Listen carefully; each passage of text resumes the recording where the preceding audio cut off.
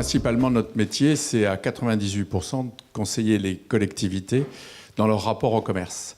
Le commerce, aujourd'hui, est ainsi structuré autour d'une industrie de fabrication de centres commerciaux, et ce sont des puissances financières dont notre mission est d'essayer de faire en sorte qu'on les comprenne mieux pour arriver à en maîtriser leur développement et pour les intégrer davantage aux souhaits et aux besoins des collectivités. Alors, ce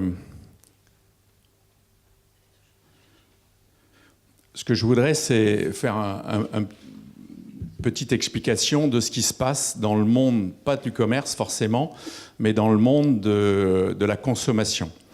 On est à un tournant. Les choses changent, les choses bougent, et les consommateurs évoluent un peu différemment de ce qu'on avait imaginé. Et j'en veux pour preuve le fait que quand on regarde ce qu'il en est des dépenses de consommation des ménages, en 2008, il y a une fracture. Avant 2008, on était sur des progressions régulières de la consommation en France. Et depuis 2008, on est sur une stagnation, voire une baisse de cette consommation. C'est la première fois. Et ça appelle à pas mal d'interrogations, à Nantes comme ailleurs. Alors, il y a des phénomènes qui expliquent cette baisse de la consommation, mais pas seulement. On voit qu'il y a une explosion de la consommation via le digital. Ça compense un petit peu, mais pas fondamentalement. La consommation, les valeurs de la consommation changent.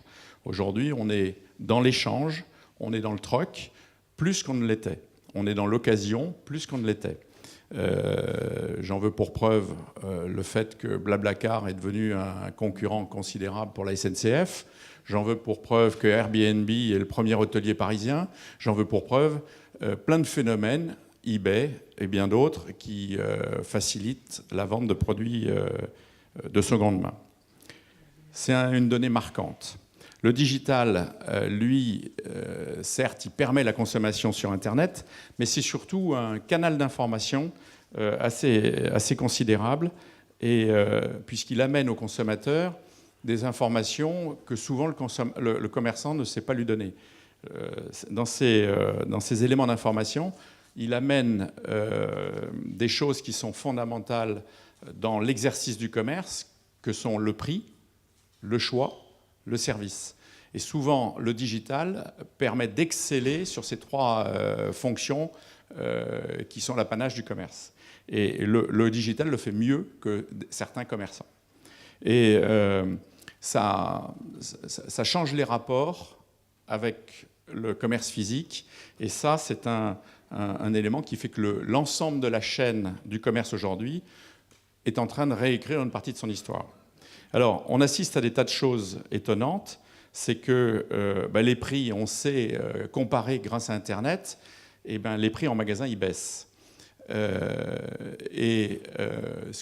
à quoi on assiste aujourd'hui également, c'est que la fréquentation dans les magasins, et surtout dans les centres commerciaux, elle est bien plus faible qu'elle ne l'était. Le CNCC publie, le Centre national des centres commerciaux, qui est l'organe, le syndicat professionnel des centres commerciaux, a fait émerger, sans vouloir vraiment le mettre en avant, une baisse de la fréquentation des centres commerciaux. Le marché de l'équipement de la personne. L'équipement de la personne, c'est tout ce qu'on porte sur soi. Depuis 2008, est un marché qui est en baisse. 16%, c'est un chiffre qui est assez considérable. C'est un chiffre dont peu de gens ont fait la publicité, mais c'est un chiffre réel. Qu'est-ce que ça induit derrière? Ça induit une baisse des marges des commerçants, et en particulier des commerçants physiques, des commerçants avec des magasins. Ils se retrouvent dans une situation aujourd'hui qui est assez inédite, c'est que les bailleurs, les propriétaires, sont assis grâce à des baux fermes négociés sur des durées très longues, refusent des baisses de loyer. Et ce que font les enseignes dans leur grande majorité, c'est qu'elles passent leur temps à renégocier ces baux. Souvent, ça ne fonctionne pas, souvent, ça ne marche pas. Elles n'arrivent pas à obtenir des baisses de loyer. Elles ont des baisses de chiffre d'affaires, des baisses de marge, elles n'arrivent pas à obtenir des baisses de loyer. Donc qu'est-ce qui se passe, mais de manière assez récente? On assiste à un phénomène de départ des centres-villes et d'un certain nombre de centres commerciaux, d'enseignes, pour aller vers les périphéries. Et où vont-elles en périphérie? Elles vont dans ce qu'on appelle, dans le jargon, des retail parks, c'est-à-dire des accumulations de boîtes, plus ou moins organisées. Et ça, c'est un phénomène qui est tout nouveau et qui est véritablement lié à un phénomène de non-capacité à renégocier les loyers.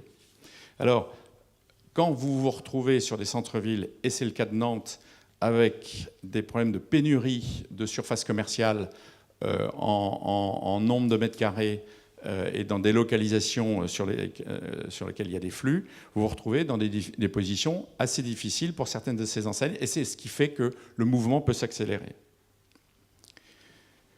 À Nantes, on est dans un scénario un peu particulier. À Nantes, on a une périphérie qui est forte, voire très forte. On a une ceinture tout autour du périphérique avec certains pôles, dont par exemple Atlantis, pour ne pas le nommer, qui est un pôle extrêmement puissant. On y retrouve beaucoup de choses. Un accès facile, puisqu'il est sur la rocade, des parkings en nombre suffisant, et de manière... il y a toujours une place qu'on peut trouver sur Atlantis pour se garer, et une offre commerciale et culturelle extrêmement large. On est sur le parking du Zénith, il y a des cinémas, un gros multiplex, et c'est, à la surprise de beaucoup de gens, de Nantais et de gens d'ailleurs, c'est là que Apple Store s'est installé. Ça a été un signe. Ça a été un signe de la pénurie des surfaces en centre-ville et de la surface bien située en centre-ville.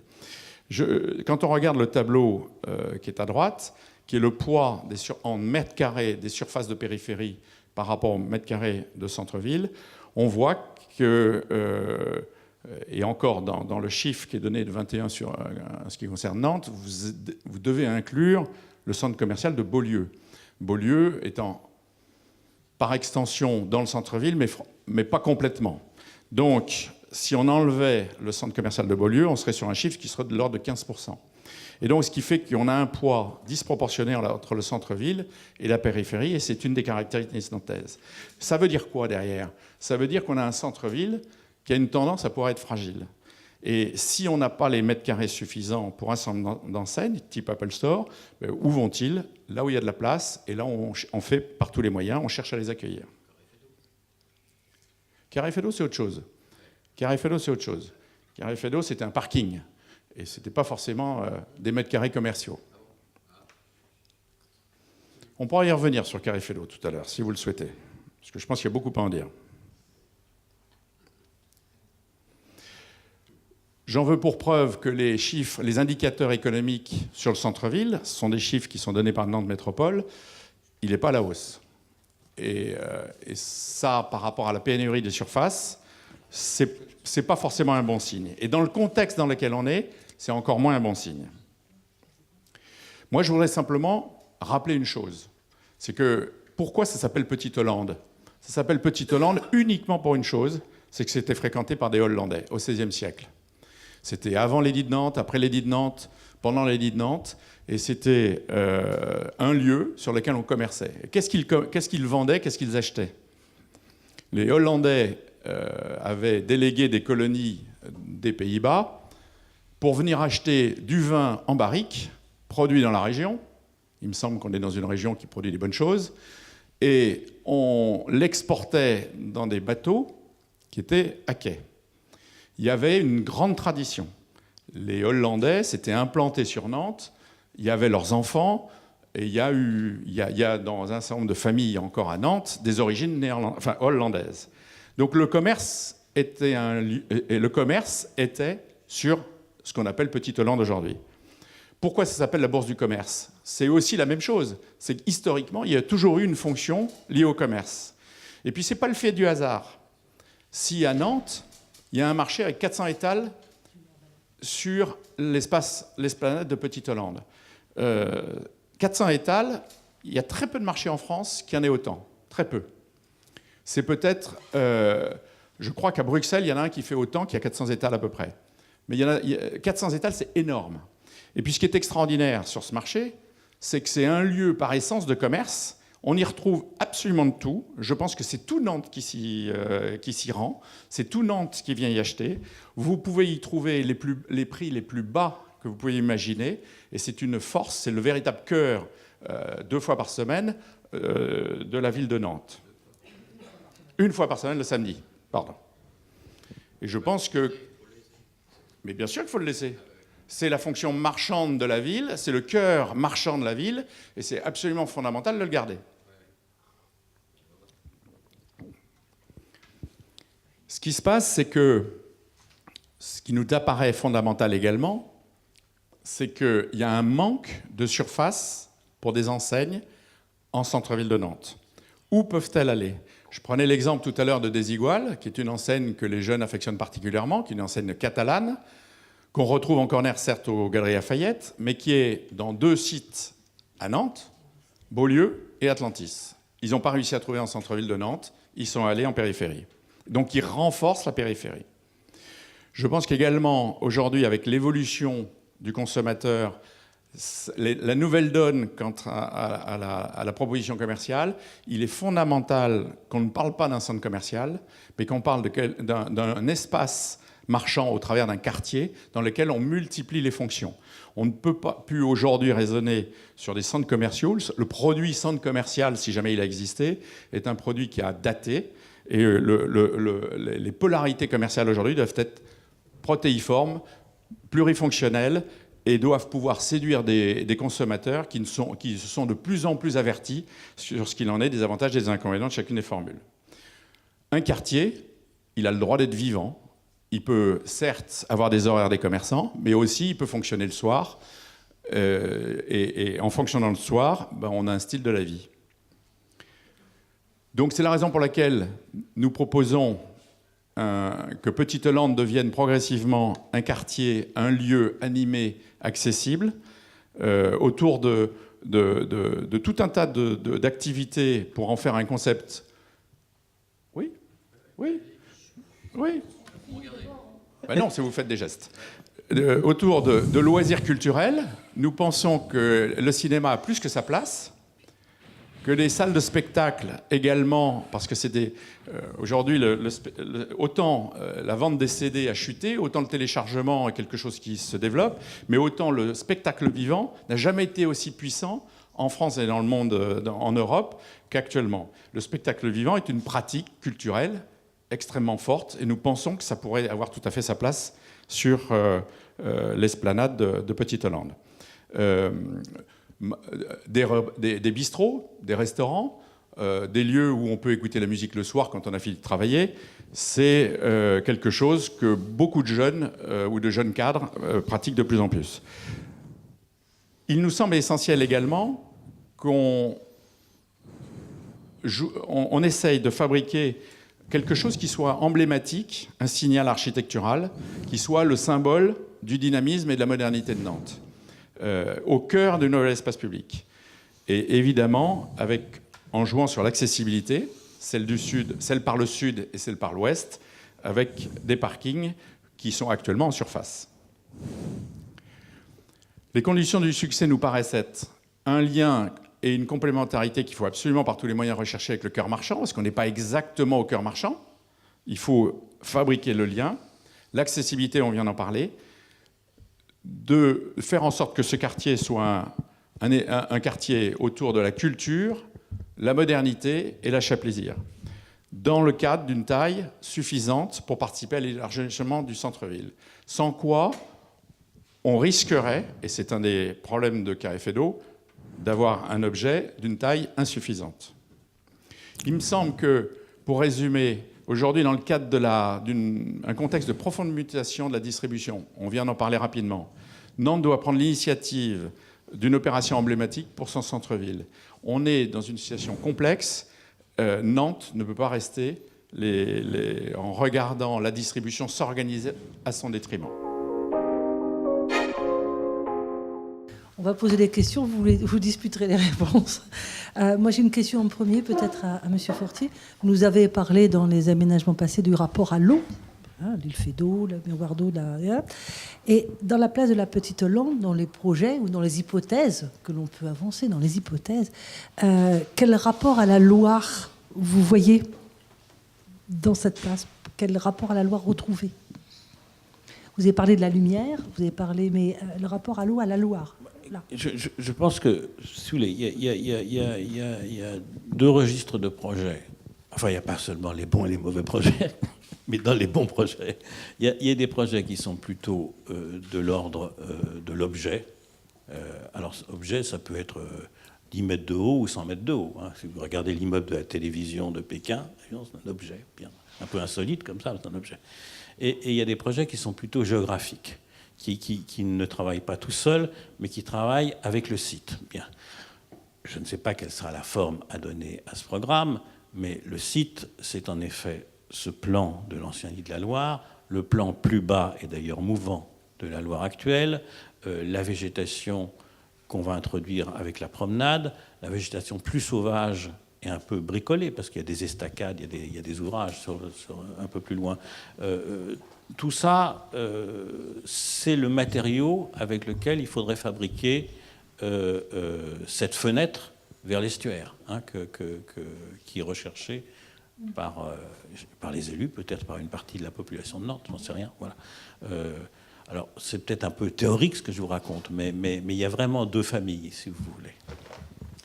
Toujours sur la place de la Petite Hollande, vous avez évoqué le sujet, mais je veux bien qu'on y revienne un peu avec cette question. La place du marché, vous nous avez dit tous les trois que le marché de la place de la Petite Hollande était un marché qui fonctionnait bien, qui était un événement. Comment demain le maintenir tout en pensant au renouvellement et à une nouvelle vie pour cette place?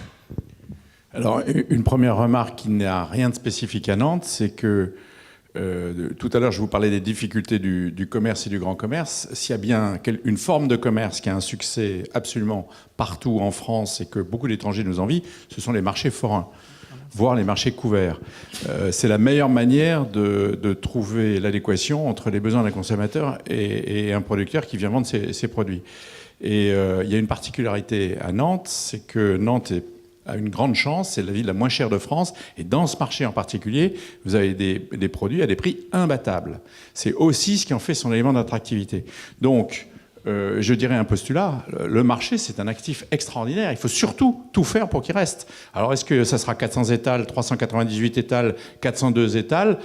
On n'en est pas encore là, mais il faut l'organiser. Les camionnettes, tout à l'heure, elles doivent se retrouver pas forcément partout mélangées avec les étals comme c'est le cas aujourd'hui.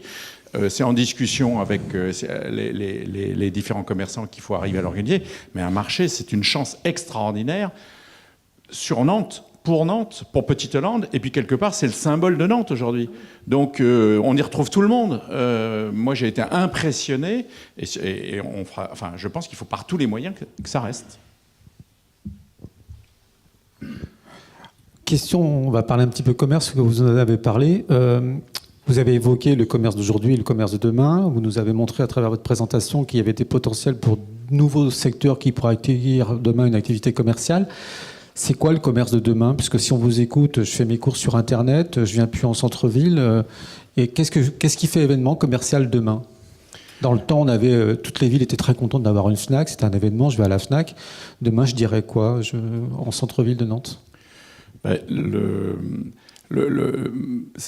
commerce a une grande chance, c'est que tous les jours, il ouvre ses portes. Et tous les jours, il voit rentrer des clients ou ne pas rentrer des clients. Aujourd'hui, qu'est-ce qui motive les consommateurs, les gens, les habitants, les Nantais? On vient d'en parler, le marché, mais pas seulement, parce que ça, c'est des produits frais, c'est des produits à renouvellement assez fréquent. C'est une clientèle de proximité. Il y a d'autres besoins. Il y a le commerce d'aujourd'hui et de demain, c'est un commerce qui est interconnecté. Ça va être l'ensemble des chaînes de distribution sont toutes condamnées à communiquer, pas seulement par des publicités ou par des vitrines, mais aussi en utilisation des médias digitaux. Le commerce de demain, qu'on voit déjà émerger, c'est des commerces où on se retrouve. C'est des bistrots, c'est des restaurants, c'est des lieux où on prend un verre, c'est des lieux où on peut écouter la musique. Je parlais tout à l'heure des formes modernes. Autant le marché du CD s'est effondré, et autant le marché du téléchargement vit aussi des soubresauts, mais autant le marché le spectacle vivant n'a jamais été aussi puissant. C'est une nouvelle forme de consommation. Et c'est pour ça il faut une salle de spectacle dans ce projet.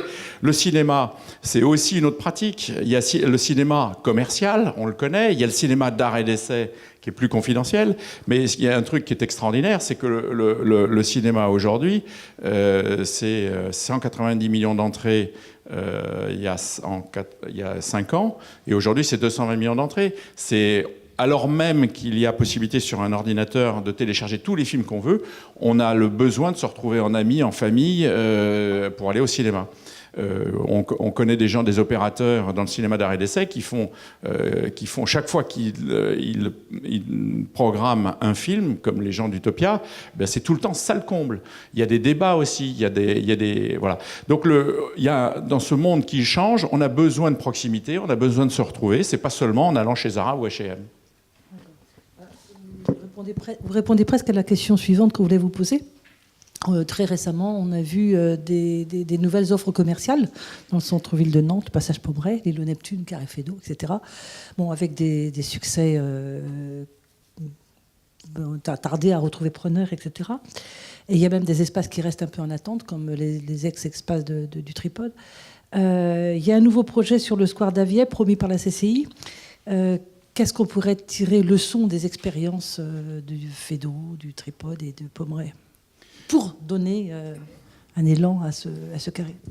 Juste pour prolonger, il ne suffit pas de construire des mètres carrés, il faut les remplir également. Je veux dire. Donc là, on a vu qu'on avait des capacités à construire, mais à accueillir des nouvelles enseignes. Et on voit que sur les projets en cours, il y a quelques difficultés. On parlait tout à l'heure de Carré Fédot, c'est revenu, c'est vrai que c'est dans l'actualité. Il y a d'autres surfaces aussi qui ont eu du mal à accueillir des nouveaux commerces. Et là, on envisage d'en construire encore. Donc, votre analyse? Merci de me poser cette question, parce que ça me rappelle quelque chose qui s'est passé en 1992, où j'ai eu la chance d'être au cœur de l'installation de la FNAC à Nantes. C'était à l'époque les bureaux de la Chambre de commerce, pour qui s'en rappelle, plus l'Office du tourisme. Et tout le monde nous faisait le procès de dire mais jamais un commerce va fonctionner dans le palais de la Bourse, dans le palais... oui, le palais de la Bourse, bien sûr, place du commerce, c'est trop loin du centre marchand. Il y avait un pari à réaliser. Le premier des paris, ça a été de faire un concept. Et ça a été fait dans le cadre d'une concertation à la nantaise qui a été assez exigeante et qui a été assez vertueuse.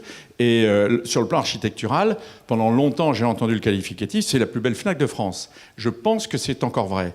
Alors, la première des choses, c'est que quand on a des espaces valorisants, déjà, ça marche un peu mieux. La deuxième chose, c'est qu'il faut que ce soit des espaces qui soient accessibles. Là, on a vu tout à l'heure qu'on était en liaison par le sud, en liaison par l'ouest, qu'il y aurait des parkings. Et l'enjeu, une fois qu'on a dit ça, c'est d'arriver à faire en sorte que le cœur marchand, et le bas de Pommeraye, puisse se retrouver en lien naturel, sans barrière physique, par rapport à cette nouvelle esplanade. Le troisième point, c'est qu'on ne peut pas faire tout partout. Et que quand on transforme un ancien parking dans une surface de commerce, il faut s'attendre à ce que, éventuellement, ça ne puisse pas fonctionner. Et puis comme c'est un pôle qui est totalement isolé, le Carré Fédot, il n'a même pas la masse critique qui ferait qu'on pourrait éventuellement s'y intéresser. Et donc aujourd'hui, c'est un magnifique parking, extrêmement accessible pour les gens qui veulent venir en voiture, mais ce n'est pas fait pour être un lieu de commerce. Donc il y a des pièges dans lesquels il ne faut pas tomber. De manière plus globale, l'enjeu, c'est pas de faire du commerce pour faire du commerce, ça n'a aucun sens.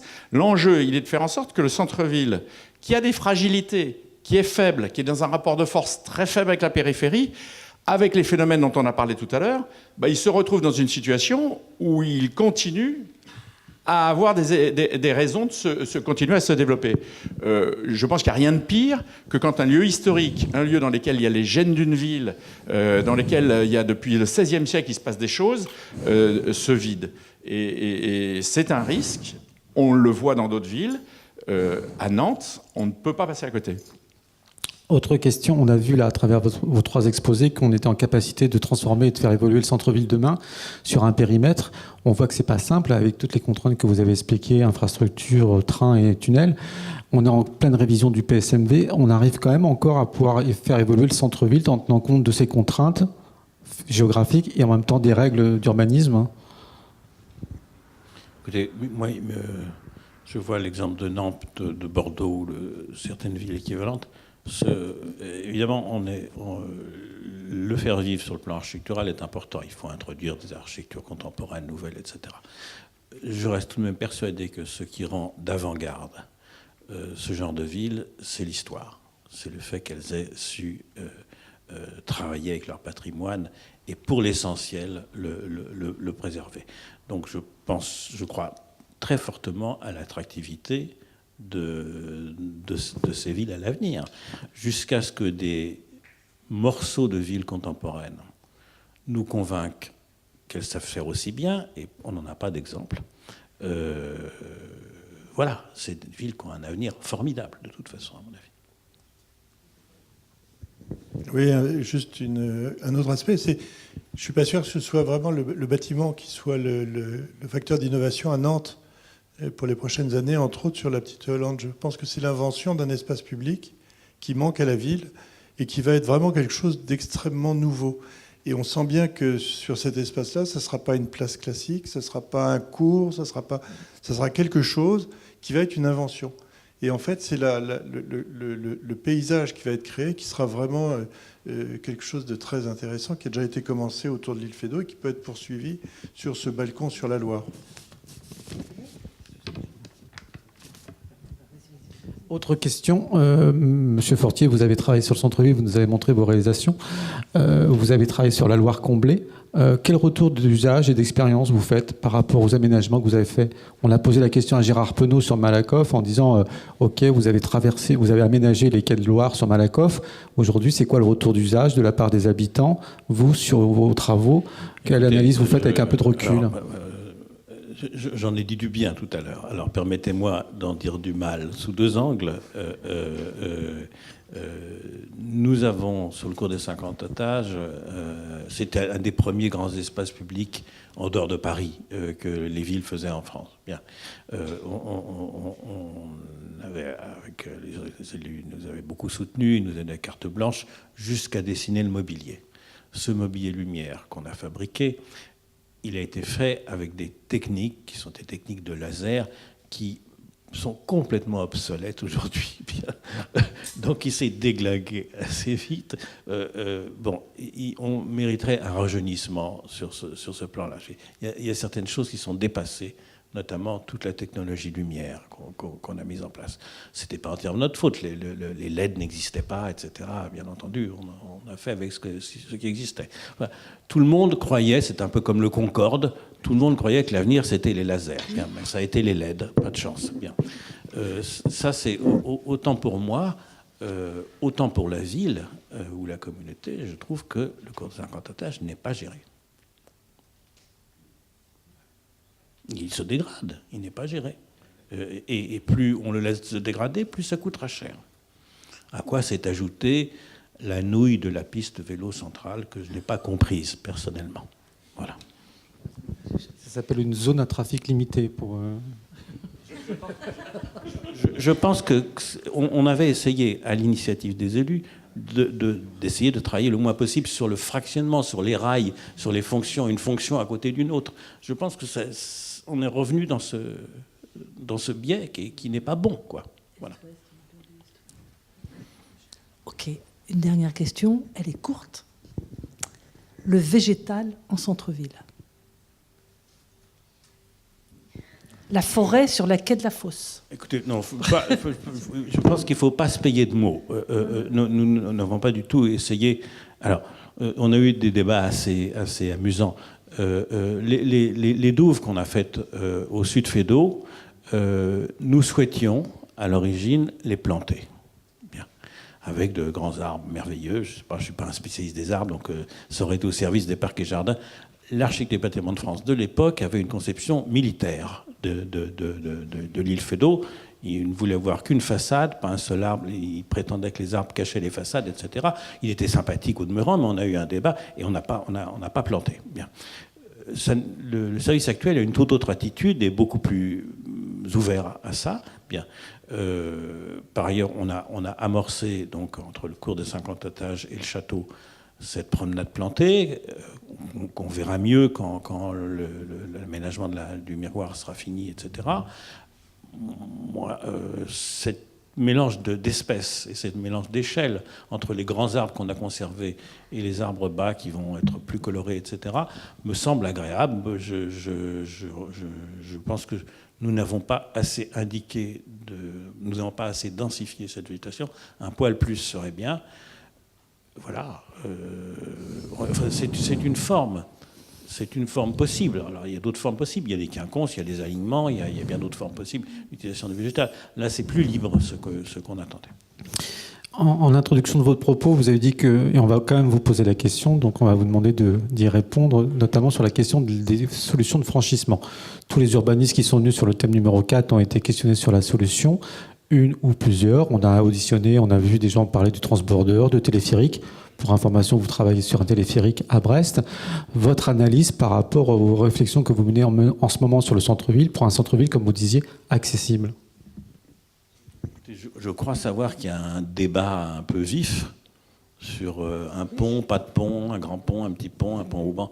Je n'ai pas du tout les éléments pour vous répondre. Je ne sais pas si ces franchissements sont utiles. Ils sont peut-être. Quelle forme ils doivent avoir, je suis absolument incapable de répondre à votre question, parce que nous n'avons pas travaillé sur les grands éléments de circulation d'agglomération. J'imagine que c'est à cette échelle-là que ça a du sens. Voilà. Donc je ne sais pas. En effet, à Brest, il y a un téléphérique qui va entrer dans un grand bâtiment qu'on rénove, mais parce que le besoin est uniquement piéton. Là, je ne sais pas si dans cette histoire de franchissement, j'imagine que le besoin n'est pas seulement piéton. Donc, je n'ai pas les éléments pour vous répondre. Je ferai une réponse très différente. Simplement, mais qui est peut-être hors sujet. Simplement pour dire que si la Petite Hollande est l'endroit où on voit la mer, plus on verra de ponts, plus on fermera la perspective sur la mer. Mais le doublement, par exemple, du pont, je ne sais plus comment il s'appelle, le Anne de Bretagne, est très, très... Ou alors c'est l'occasion de l'embellir de façon considérable, mais sinon c'est encore un masque de plus. Il est dans la perspective de la Petite Hollande. Et vraiment, on le voyait très bien sur la photo que vous avez montrée de la Petite Hollande au début. C'est cette vue. Je pense que le Nantais, quand on regarde toutes les gravures anciennes, etc., il y en a beaucoup qui sont toujours pareilles. Il a le dos à la ville ou à l'immeuble du quai et il regarde vers l'ouest, toujours. Et donc cette posture sur la Petite Hollande est une posture essentielle. Voilà. Donc s'il y a un pont qui bouge, c'est pas terrible.